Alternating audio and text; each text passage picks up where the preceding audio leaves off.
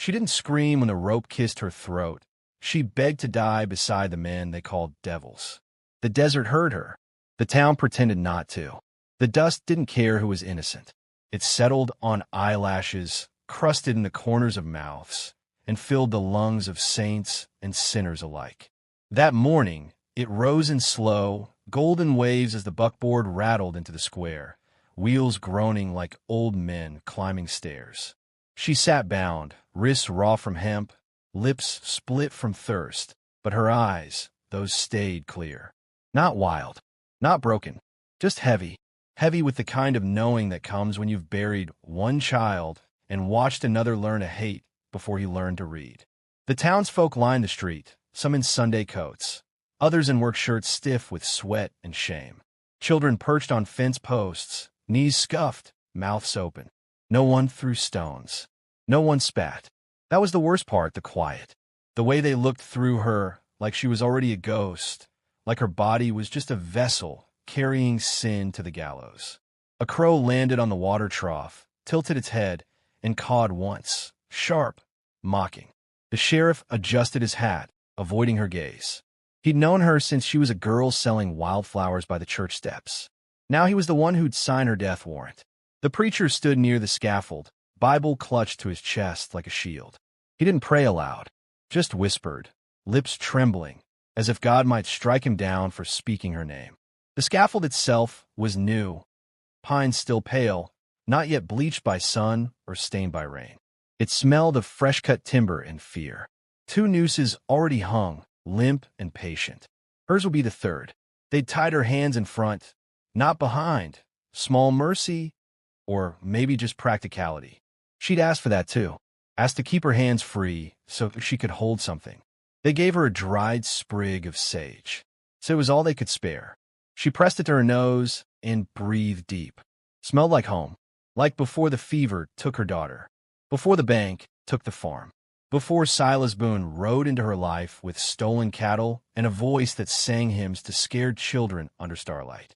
She didn't look at the crowd, didn't search for pity. Her gaze stayed fixed on the horizon, where the desert met the sky in a shimmering, wavering line. That's where he'd come from. That's where he'd promised to return. But the sun was high now, and Silas was late. The judge cleared his throat. Read the charges: theft, conspiracy, harboring fugitives, corrupting the morals of the town. She didn't flinch, knew every word by heart, had memorized them the night they arrested her, while rats scurried across the jailhouse floor and moonlight painted stripes on her bare feet. What they didn't charge her with, what they couldn't charge her with, was love. Love for a man who stole to feed her boy. Love for men who shared their last canteen when the well ran dry. Love that didn't ask permission. Love that didn't kneel. The hangman stepped forward. Big man, beard thick, eyes empty. He'd hanged 7 before her. Knew the weight of a body. Knew how long it took for the kicking to stop. He looped the rope, tested the knot, stepped back. Waited. The sheriff nodded. The crowd held its breath. And she lifted her chin, let the rope settle into the hollow of her throat, and whispered loud enough for the wind to carry, "Hang me beside your enemies." The words didn't echo. They sank into the dust, into the silence, into the bones of everyone who heard them. The hangman hesitated, looked to the sheriff. The sheriff looked away. And in that pause, that fragile, trembling pause, a horse screamed in the distance. Not a whinny, a scream, raw, terrified, followed by hoofbeats. Fussed, getting closer. The crowd turned. The preacher dropped his Bible. The sheriff's hand flew to his revolver. And she closed her eyes, smiled, just a little, because she knew that scream, knew that rhythm of hooves, knew what was coming, knew it wouldn't save her, but it would bear witness. The dust rose again, swirled, swallowed the square, and when it cleared, he'd be there, Silas Boone, with fire in his eyes and hell at his heels. And whether he lived or died beside her, it didn't matter. What mattered was that he came. What mattered was that he tried. The rope tightened, the trapdoor creaked, and the desert held its breath. He was 10 years old when he learned the price of flour, not in coins, but in his mother's silence as the mercantile owner's hand lingered too long on her waist. The boy didn't cry when his sister died. Not because he was strong, because no one had tears left to spare. They buried her in a burlap sack behind the goat shed, wrapped in the only clean sheet they owned, the one his mother had saved for her wedding night, years ago, before the drought, before the bank men came with their papers and their polished boots. That sheet smelled like rosewater then. Now it smelled like fever and dirt. The boy remembered how his mother sang as she tucked it around his sister's small, still body. No him, no luyavi, just a low, wordless hum. The kind you make when your heart's too full of broken things to let words out. After the burial, she didn't collapse, didn't wail. She walked to the well, drew water, washed her hands 3 times, then walked into town. The boy followed, barefoot, the soles of his feet tough as leather but still flinching on hot stones.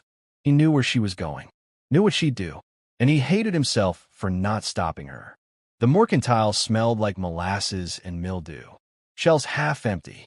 Prices chalked on slate. Flour, $1.20 a pound. A fortune.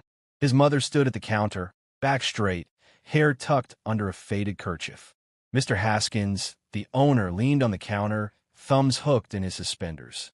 Smiled like a man who knew he held all the cards. "Mornin', Mrs. Vale," he said, voice slick as axle grease. "What can I get ya?" She didn't blink, didn't flinch, just placed 3 copper pennies on the wood. "Half a loaf. And salt." Haskins chuckled, looked her up and down. "That won't cover the salt, darling." She didn't move, didn't speak, just waited. The boy stood by the door, fingernails digging into his palms.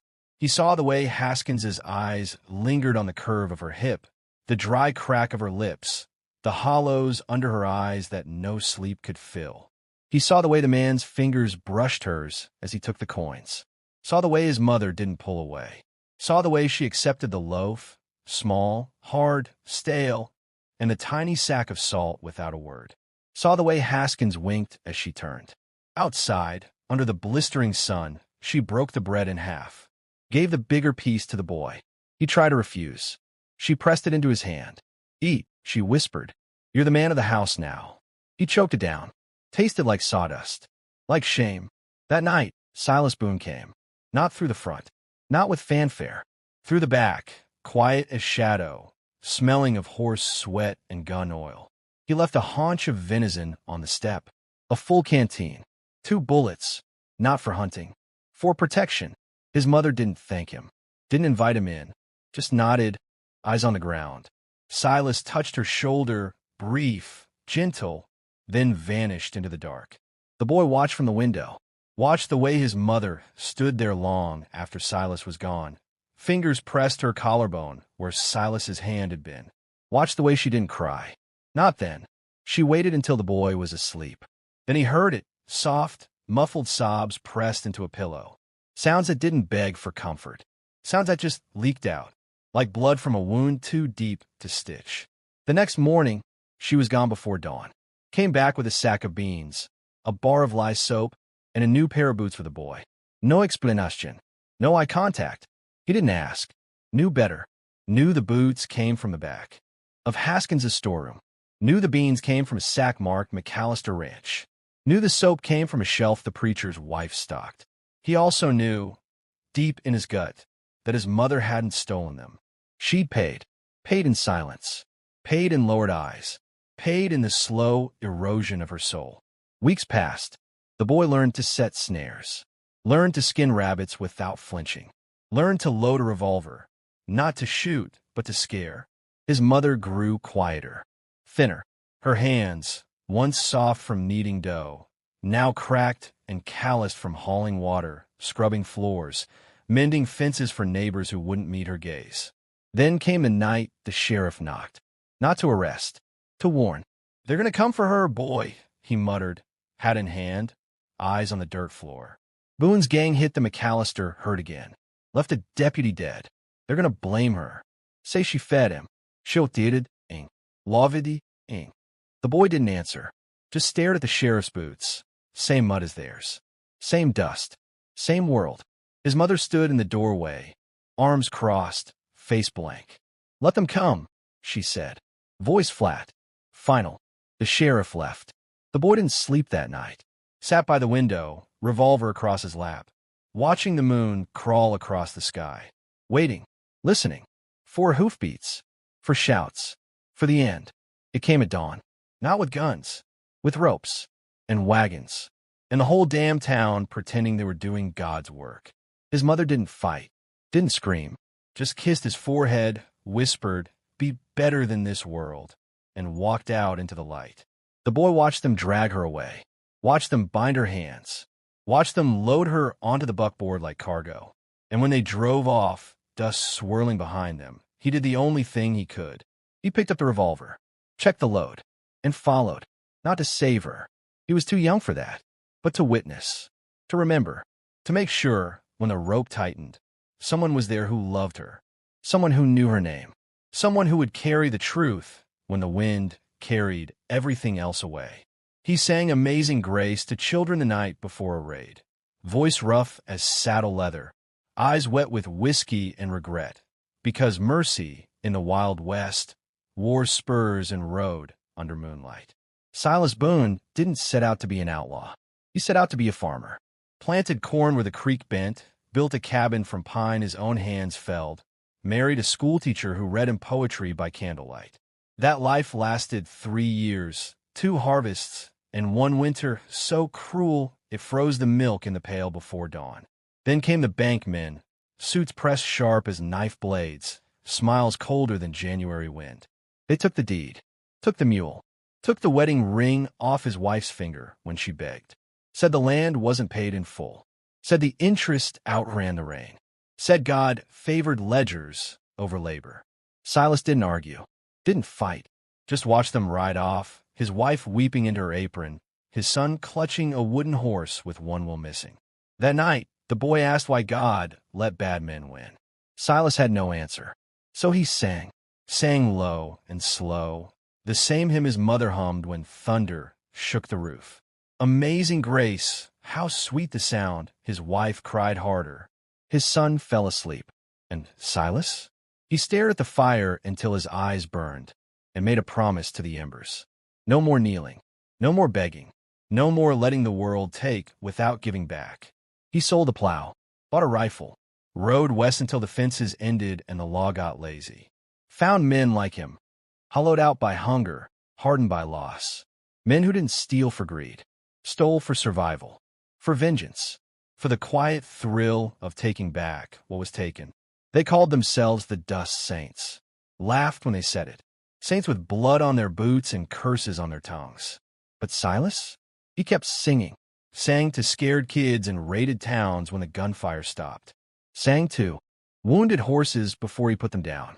Sang to his own men the night before a job, not to calm them, to remind them there was still something soft inside, something worth saving, even if the world called them devils. He met her, Mrs. Vale, the autumn her daughter got sick. He'd been hiding in the hills above her farm, nursing a bullet wound, watching her carry water from the well with a limp that told him she'd been kicked by something worse than a mule. One night, desperate, delirious with fever, he stumbled down to her porch. Didn't ask for help, just collapsed. She found him at dawn. Didn't scream, didn't run for the sheriff. Just dragged him inside, stitched his side with fishing line, fed him broth so thin it was mostly memory. He woke to her son standing over him, knife in hand, eyes old for 10. "You gonna hurt her?" the boy asked. Silas shook his head. "I ain't gonna hurt nobody who's already been hurt enough." That was the truth. That was always the truth. He stole cattle, yes, but left half with widows. Shot men, yes, but only those who drew first or laughed while children starved. He gave Mrs. Vale meat when her cupboards echoed. Gave her son a knife with a bone handle, for protection, not pride. Gave her quiet company on nights the wind howled like ghosts. Never touched her. Not like that. Not ever. But he loved her. Loved her like parched earth loves rain. Like a dying man loves breath. And she never said it. Didn't have to. The way she saved his favorite biscuits. The way she mended his coat without being asked. The way she stood between him and the sheriff's posse that one moonless night, arms spread, voice steady. "You want him? You go through me." They didn't. backed off, called her mad, called her cursed, called her everything but what she was, a woman who chose love over law, mercy over morality. Silas knew they'd come for her. Knew it the day the McAllister boy, spoiled, drunk, trigger-happy, shot one of his men in the back during a cattle drive. Knew it when the newspapers called her the Rustler's whore. Knew it when the gallows went up in the square. He tried to stop it, rode through the night, stole every horse in the livery, cut the telegraph lines, bribed a deputy with gold he'd buried 2 years prior. But the wheels were turning. The town wanted blood, wanted to wash its hands clean. And she didn't run, didn't hide, sent the boy away with a bag of dried apples and a map to his aunts in Colorado. Told him, don't look back. Don't you dare look back. Then she walked into town alone. Let them bind her. Let them parade her. Let them call her names she didn't flinch at. Because she knew Silas would come. Not to save her. He was too late for that. But to die beside her. To make sure the world knew she wasn't dragged to hell alone. That's why she begged for it. Hang me beside your enemies. Not because she hated the town, but because she loved the men they hanged. Loved them for their brokenness. Loved them for their mercy. Loved them because they were the only ones who ever saw her, really saw her, and didn't turn away. The night before the hanging, Silas broke into the jail. Didn't need to. The sheriff left the back door unlocked. Left a canteen, a blanket, a note. I'm sorry. I tried. Silas sat with her on the straw. Didn't speak. Just held her hand. Sang Amazing Grace one last time. Voice cracked. Tears fell. Hers. His. Mixed in the dust between them. At dawn, they walked to the gallows together. Not as prisoner and outlaw. As partners. As survivors. As two souls the world tried to erase, but couldn't. Because love like theirs? It doesn't die on ropes. It waits. Waits in the wind. Waits in the silence. Waits for someone brave enough to beg. Hang me beside them. 3 nooses. 3 bodies. 1 whispered plea. Let our hands touch when we fall. And the whole damn town held its breath, afraid the dead might. Answer. The gallows didn't creak. It sighed. Long, low, wooden groan as the 3 of them climbed the steps. Her in the center, Silas to her left, the ghost of her vanished husband to her right, though only the wind and the boy knew that 3rd rope belonged to a man already 6 feet under. They'd dug up his bones that morning, what was left of them, and propped the skeleton in a suit 2 sizes too big, jaw wired shut, hat pulled low. A cruel joke. A warning. A lie dressed in wool and polished boots. The crowd didn't laugh. Didn't cheer. Just stood there, hats in hands, throats dry, eyes darting between the 3 figures like they were watching a storm roll in and couldn't decide whether to run or pray. The boy watched from the church roof, belly pressed to hot shingles, fingers curled around the revolver Silas had given him. He didn't plan to shoot. Not yet. Just wanted to see, to remember, to make sure, when the trapdoor fell, he could tell the truth someday. That she didn't beg for mercy. That Silas didn't curse. That the skeleton didn't rattle. The sheriff read the charges again, slower this time, voice thick like he was chewing gravel. Said something about divine justice. Said something about cleansing the valley. Said something about warning others who dare love outside the lines. No one clapped. No one nodded. Just shifted boots in the dust, coughed in his sleeves, glanced at the sky like maybe God was watching, and maybe he wasn't. The hangman moved like a man walking through deep water. Heavy, slow, deliberate. He placed the hoods, rough burlap, smelling of mildew and old sweat, over their heads. Started with the skeleton, then Silas, then her. She didn't flinch, didn't pull away, just lifted her chin, let the fabric settle, and whispered something through the weave. The hangman froze, looked to the sheriff. The sheriff looked away. The boy leaned forward, strained to hear. Couldn't, but Silas heard. Even through the hood, even with the crowd holding its breath, even with the wind hissing through the cottonwoods, Silas heard. And he reached out, slow, careful, fingers brushing hers through the gaps in the rope. She didn't pull back, gripped his hand, tight, like a promise, like a prayer, like the last tether to a world that had already let go. The hangman stepped back, pulled the lever. The trapdoor didn't slam. It yawned. Opened slow, like a mouth tired of screaming. And they fell. Not all at once. Not in unison. Her body dropped first, light quick like a sigh. Silas followed. Heavier, slower, boots scraping wood. The skeleton? It just crumpled. Collapsed in a heap of bone and borrowed cloth. Skull rolling into the dust like a child's forgotten toy. The crowd gasped. Not at the drop. At the silence. No snapping nicks. No choking gasps. Just a creak of rope. The flutter of hoods. The distant cry of a hawk. And then, her hand. Still gripping Silas's. Even in death. Even in the awful, swaying stillness. Their fingers stayed locked. The boy didn't cry. Didn't scream. Just pressed his forehead to the shingles and counted breaths. 1, 2, 3, until his own lungs burned. The sheriff walked forward, pulled the hoods off. Her face was calm, eyes closed, lips parted, not in pain, in peace. Silas? Same, except one corner of his mouth was turned up, like he'd heard a joke right before the end. The preacher stepped forward, opened his Bible, tried to speak. Voice cracked. Shut it. Walked away. They cut them down at sunset. Didn't let them touch the ground together. Dug 3 graves, far apart. Hers near the church fence. Silas near the edge of town, where the coyotes howled. The skeleton? Tossed in a pauper's pit behind the livery. The boy watched them lower her into the earth. Watched them shovel dirt over her dress. The blue one she saved for Sundays, now stained with rope burns and dust. Watched them walk away without a prayer. Without a flower, without a name on the marker. That night, he crept back, dug up her hand, just the right one, the one that held Silas's. Wrapped it in her kerchief, buried it again, not in her grave, in his, beside Silas's bones. Let their fingers find each other underground. Let the roots tangle. Let the earth remember what the town forgot. He left before dawn, took the revolver, took the map, took her last words, be better than this world, and carved them into the church door with Silas's knife. Rode west. Didn't look back. Not once. But the wind did. The wind carried her voice. Carried Silas's song. Carried the sigh of the gallows and the silence of the crowd.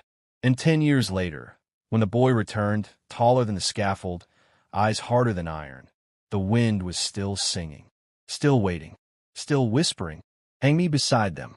He came back a man, shovel in hand and ghosts at his heels, to dig up the graves the town swore should stay buried, because some loves refused to be erased, even by dirt, even by time. 10 years is a long time to carry silence. Long enough for a boy to forget the sound of his mother's laugh. Long enough for a town to convince itself the hanging was justice, not murder. Long enough for weeds to swallow fence posts, for saloons to change names, for sheriffs to die in their sleep and be replaced by men who never saw the gallows sigh. But not long enough for the wind to forget. Not long enough for the earth to let go. He rode in at dusk. Same buckboard, same horse, older now, ribs showing under its coat like ridges on a dried riverbed. No guns on his hips. Just the revolver, Silas's revolver, tucked under his coat. And the shovel, strapped to the wagon bed, blade still sharp, handle worn smooth by his grip. The town didn't recognize him at first. Too tall, too quiet, eyes too still. He didn't announce himself. Didn't ride down Main Street with a banner. Just stopped at the edge of town, watered his horse at the same trough where the crow had watched his mother die, and walked the rest of the way. Boots scuffed, shoulders straight, head bare to the sky. People stared. Whispers followed. That him? Can't be. Looks like her. Looks like him. He didn't answer. Didn't nod. Didn't flinch. Just kept walking. Past the mercantile, Haskins long gone, replaced by a widow who sold lace and lies. Past the church, doors still scarred with his carving. Past the saloon, same creaking floor, same whiskey smell, same men pretending they were better than they were. He stopped at the general store, bought a sack of flour, a bar of lye soap, a new pair of boots, small, child-sized. Left exact change on the counter. Didn't speak. The clerk didn't ask. Just watched him go. At the cemetery, he didn't pray. Didn't kneel.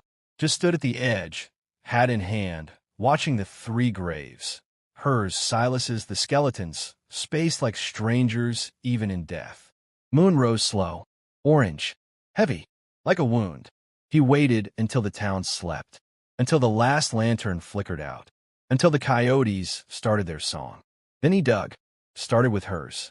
Shovel bit into earth soft from recent rain. Dug slow, careful, like he was unwrapping something sacred. Didn't hit coffin wood until midnight. Pried it open. She was gone, flesh, hair, dress, but the bones? Still there, still curled like she was holding something. He lifted her gently, wrapped her in a blanket he'd carried 1,000 miles, the one she used to tuck around his sister. Carried her to Silas's grave. Dug that one next. Faster now. Urgent. Found Silas's remains tangled in rotted denim, skull grinning up at the stars like he knew this was coming. Placed him beside her. Fitted their hands together, left to right, like they'd reach for each other even underground. Then the skeleton. Didn't bother with ceremony. Dragged the bones over. Dumped them at their feet. Let the skull roll where it wanted. Dug one new grave. Deep. Wide. Laid them all inside. Her, Silas, the ghost of a husband who never deserved her. Covered. Then with earth. Packed it down. Placed a single stone at the head. No name, no date, just words carved deep. They loved in a world that forgot how. By dawn, the town knew. Door slammed shut. Shutters bolted. Guns loaded. But no one came. No one stopped him. Not when he walked down Main Street at sunrise. Flour sack over one shoulder. Soap in his pocket. Child's boots dangling from his hand. Not when he left coins, exact change, on every doorstep that had turned his mother away. Not when he stood in the square where the gallows once stood and whistled Silas's lullaby, low, rough, sweet, until the wind picked it up and carried it over rooftops, over fences, over the bones of the valley. He didn't stay, didn't speak, didn't look for thanks or tears or justice. Mounted his horse, rode east, didn't look back. Some say he became a preacher, rode from town to town, burying the forgotten, singing to the lost, leaving bread on porches where mothers wept. Others say he became a ghost, seen only at dusk near gallows or graves, whistling at him, shovel over his shoulder, eyes full of stars. The truth? He became both. Became the mercy the world refused.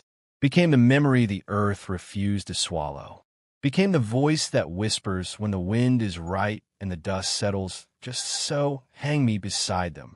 Not as a plea, as a promise, as a warning, as a lullaby for the broken, for the betrayed, for the ones who loved too hard in a world that measured hearts in bullets and bread. And if you listen, really listen, on quiet nights when the coyotes pause and the stars lean close, you can still hear it. The sigh of rope, the crack of a shovel, the hum of a hymn, and beneath it all, the steady, stubborn heartbeat of a love that refused to die, even when the world tried to bury it, even when the world tried to forget. The desert remembers. The wind carries it home. Always.